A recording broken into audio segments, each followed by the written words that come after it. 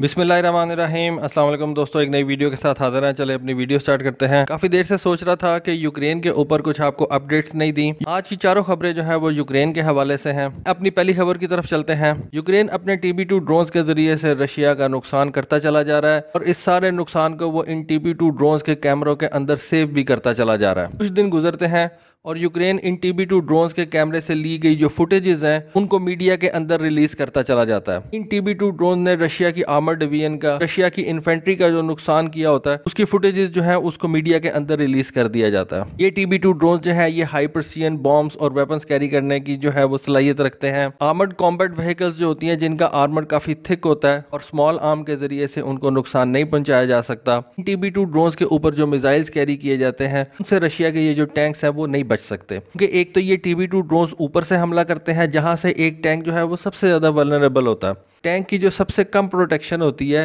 वो उसके टर्रेट के ऊपर की तरफ से होती है और वहां से ही ये TB2 ड्रोन अपना मिसाइल जो है वो मारता है, टैंक के टर्रेट को जो है वो निशाना बनाता है। कुछ एनालिस्ट जो इस वक्त रशिया के नुकसान का हिसाब रख रहे हैं उनका कहना यह है पिछले कुछ दिनों के अंदर इन TB2 ड्रोन ने रशिया के 8 T-72 टाइप टैंक्स जो है उनको तबाह किया है। अब ये जो है ये तकरीबन 26 से 27 मिलियन डॉलर का नुकसान जो है वो इन TB2 ड्रोन ने रशिया का कर दिया। TB2 ड्रोन जो है ये एक छोटा सा ड्रोन है, इसके ऊपर आप कैमरास रख सकते हैं, लेजर गाइडेड बॉम्ब्स जो है वो इसके ऊपर रख सकते हैं। इससे आप टैक्टिकल इंटेलिजेंस, सर्वेलेंस और टारगेट एक्विजिशन का काम ले सकते हैं। रिकॉनेसेंस कैपेबिलिटीज इसके अंदर होती हैं। इसका जो टोटल विंग स्पैन है वो तकरीबन 12 मीटर का है। इसका जो टोटल टेक ऑफ वेट है वो तकरीबन 630 kg का है और इसके ऊपर आप 55 kg के एमुनिशन और मिशन सिस्टम जो है वो रख के लेके जा सकते हैं। ये TB2 ड्रोन 30,000 फुट की बुलंदी पे उड़ सकता है और 24 घंटे तक ये जो है इसका एंड्योरेंस टाइम होता है। इसकी रेंज कोई बहुत ज़्यादा नहीं होती, लेकिन इस ड्रोन को आप 150 किलोमीटर तक 24 घंटे के लिए उड़ा सकते हैं। की दूसरी खबर जो है वो रशिया के एक हेलीकॉप्टर के शॉट डाउन होने के हवाले से है,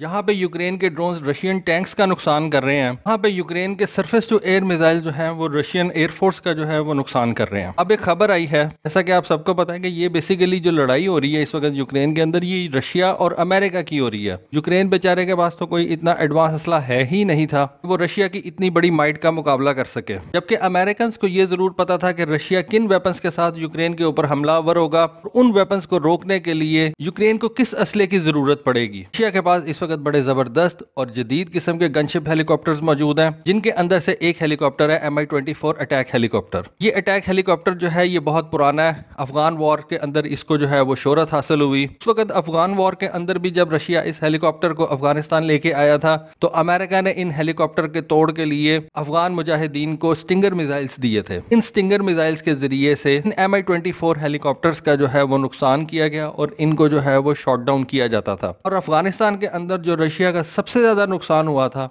वो इन्हीं MI-24 हेलीकॉप्टर्स का था। बड़े जबरदस्त हेलीकॉप्टर्स थे और अफगानिस्तान के नहत्ते लोगों का ये बहुत ज्यादा नुकसान करते थे। लेकिन आपको पता है कि उस वक्त अमेरिका जो है वो अफगानिस्तान के लोगों की मदद कर रहा था। उसका असल मकसद ये था कि सोवियत यूनियन का ज्यादा से ज्यादा नुकसान करवाए। इस वजह से उसने ये स्टिंगर मिसाइल जो थे ये अफगान मुजाहिदीन को दिए। आज वही सेम हथियार रशिया भी इस्तेमाल कर रहा है यूक्रेन के खिलाफ, यानी कि MI-24 हेलीकॉप्टर्स। अमेरिका ने भी वही सेम हथियार जो है वो दोबारा अब यूक्रेनियंस को दिया, यानी कि स्टिंगर मिसाइल्स। ये जो MI-24 हेलीकॉप्टर है ग्राउंड ट्रूप्स के लिए बहुत ज्यादा मुफीद साबित होता है। लो एल्टीट्यूड के ऊपर उड़ते हुए दुश्मन की इन्फेंट्री का, दुश्मन के आर्मर्ड कॉलम्स का जो है वो नुकसान करता है और इस हेलीकॉप्टर का जो अपना आर्मर होता है वो बड़ा थिक होता है। इस वजह से इस MI-24 हेलीकॉप्टर को स्मॉल आर्म्स जो है वो इतना ज्यादा नुकसान नहीं पहुंचा सकते। पायलट को जो है वो अलग से कुछ प्रोटेक्शन दी जाती है। इस हेलीकॉप्टर को अगर आपने शॉट डाउन करना है तो उसके लिए आपके पास सरफेस टू एयर मिसाइल्स होने चाहिए और कोई बहुत ज्यादा महंगे सरफेस टू एयर मिसाइल्स नहीं होने चाहिए। एयर मिसाइल जो कि एक आम आदमी अपने कंधे के ऊपर रख के लेके जा सकता है और अपने कंधे के ऊपर से ही उसको फायर कर सकता है। इस MI-24 गनशिप हेलीकॉप्टर को नुकसान पहुंचाने के लिए बहुत है। अब 8 सितंबर को यूक्रेन ने एक और वीडियो जो है उसको शाया किया है। उसमें देखा जा सकता है कि रशिया का एक MI-24 हेलीकॉप्टर जो है उसको स्टिंगर मिसाइल के जरिए से एक यूक्रेनियन ने जो है वो मार गिराया। अभी तक एनालिस्ट का कहना यह है रशिया इस तरह के 8 MI-24 हेलीकॉप्टर जो है यूक्रेन कॉन्फ्लिक्ट के अंदर खो चुका है, उनका नुकसान कर चुका है। ये 8 के 8 MI-24 हेलीकॉप्टर हेलीकॉप्टर जो है इनको स्टिंगर मिसाइल्स ने मार गिराया। आज की तीसरी खबर की तरफ चलते हैं। यूक्रेन की तरफ से एक और खबर सामने आई है। इस खबर के तहत 7 सितंबर को यूक्रेन की मिलिट्री ने रशिया के 2 Su-25 अटैक जेट्स जो है उनको मार गिराया। Mi-24 अटैक हेलीकॉप्टर्स की तरह ये जो Su-25 जेट्स हैं ये भी क्लोज एयर सपोर्ट का काम करते हैं और आपकी आर्मी को दुश्मन से महफूज रखने के लिए काम आते हैं। न सिर्फ आपकी आर्मी को जो है ये महफूज रखते हैं बल्कि दुश्मन की आर्मी के ऊपर भी जो है वो हमले करते हैं। जिस तरह से अमेरिकन एयरफोर्स A-10 जहाज इस्तेमाल करती है क्लोज एयर सपोर्ट के लिए, इसी तरह से रशिया जो है उसके पास ये Su-25 जेट है और ये क्लोज एयर सपोर्ट के लिए इस्तेमाल होता है। अब यूक्रेन की मिलिट्री का कहना यह है कि उन्होंने 7 सितंबर को 2 ऐसे Su-25 जेट्स जो है उनको मार गिराया, क्योंकि ये जो Su-25 जेट्स होते हैं ये भी लो लेवल के ऊपर फ्लाई करते हैं। रेडार से बचने के लिए लो लेवल के ऊपर ये फ्लाई करके दुश्मन के एरिया के अंदर घुस जाते हैं और वहां पे दुश्मन की आर्मी को ढूंढ के उसका निशाना बनाने की कोशिश करते हैं। तो इस वजह से ये जो Su-25 जेट्स होते हैं ये स्टिंगर मिसाइल के लिए बड़ा एक अच्छा निशाना होते हैं और अमेरिका ने यूक्रेन को लातादाद जो है वो स्टिंगर मिसाइल फराहम किए हुए हैं और इन्हीं स्टिंगर मिसाइल्स को इस्तेमाल करते हुए यूक्रेन ने ये 2 Su-25 जेट्स जो हैं उनको मार गिराया। रशिया की एयरफोर्स इस वक्त तकरीबन 200 के करीब ये Su-25 जेट्स इस्तेमाल कर रही है और 24 फरवरी जब से ये यूक्रेन के ऊपर हमला किया गया, कहा जाता है कि रशिया ने अभी तक 21 Su-25 जेट्स जो हैं उनको खो दिया, या अदर वर्ड्स में आप कह सकते हैं कि उनको यूक्रेन की मिलिट्री ने जो है वो मार गिराया। तो अगर आप थोड़ा सा मैथ इस्तेमाल करें तो आप ये कह सकते हैं कि रशियन एयरफोर्स अपने 10% Su-25 जेट्स जो है उनको लॉस्ट कर चुकी है। आज की आखिरी खबर जो है वो भी यूक्रेन के हवाले से है। अमेरिका ने वैसे तो यूक्रेन को बहुत से हथियार जो है वो फराहम किए हैं, जिनके अंदर सबसे पहले उन्होंने एंटी टैंक गाइडेड मिसाइल्स दिए थे, फिर ये stinger surface to air missiles थे, फिर अमेरिका ने इवन ये भी बताया कि उन्होंने यूक्रेन को AGM-88 एंटी रेडिएशन मिसाइल भी दिए हैं। लेकिन आई बिलीव इस वक्त जो सबसे जबरदस्त हथियार अमेरिका ने यूक्रेन के हवाले किया हुआ है वो उसका ये हाइमार्स रॉकेट लॉन्चर सिस्टम है। ये जो हाइमार्स है इसको बेसिकली कहते हैं high mobility artillery rocket system. जिस तरह आपको पता है कि ये मल्टी बैरल रॉकेट सिस्टम्स होते हैं, ये अमेरिका का एक मल्टी बैरल रॉकेट सिस्टम है। इसका जो सबसे बड़ा फायदा है वो ये है कि एक तो इसकी एक्यूरेसी बड़ी जबरदस्त है और दूसरा इसका ये फायदा है इसका साइज काफी छोटा है और इसका वजन जो है वो बहुत कम है, जिस वजह से इसकी जो मोबिलिटी है वो बड़ी जबरदस्त है। इसी वजह से इसका नाम हाइमार्स रखा गया, यानी कि high mobility artillery rocket systems. लेकिन इनका एक बड़ा मसला है और वो मसला ये है कि यूक्रेन को इनका इस्तेमाल जो है ना वो बड़ा ज्यादा करना पड़ा। इसको आप एक ऑफेंसिव वेपन भी कह सकते हैं। इस multi barrel rocket launcher system की जो रेंज है वो तकरीबन 70 किलोमीटर से ज्यादा है, यानी कि आप सिंपल अल्फाज में ये कह सकते हैं कि ये हाइमार्स सिस्टम 70 किलोमीटर के एरिया के अंदर किसी भी रशियन इन्वेजन को जो है वो रोक सकता है। यानी कि आपने जिस एरिया को डिफेंड करना है, अगर आप वहां पे हाइमार्स लगा देंगे तो रशिया की जो आर्मी है वो उस एरिया के 70 किलोमीटर के अंदर नहीं आ सकती। जैसा कि मैंने बताया कि इसकी एक्यूरेसी जो है वो दुनिया के अंदर टॉप नॉच समझी जाती है और फिर इसकी जो मोबिलिटी है वो भी टॉप नॉच समझी जाती है। लेकिन इसका एक डाउनसाइड आप उसको कह लें कि यूक्रेन को इसका इस्तेमाल जो है वो बहुत ज्यादा करना पड़ा है, जिसकी वजह से इसका जो नंबर है वो बहुत ज्यादा जल्दी डिप्लीट हो रहा है और इस वजह से अमेरिका को इसकी सप्लाई यूक्रेन के लिए जो है उसको तेज करना पड़ा है कि अमेरिका ने तो सिर्फ असला देना है और इससे उसका जो सबसे बड़ा दुश्मन रूस है उसका नुकसान होगा। तो अमेरिका इस मामले में जो है वो बिल्कुल कंजूसी नहीं कर रहा और अब अमेरिका ने $2 बिलियन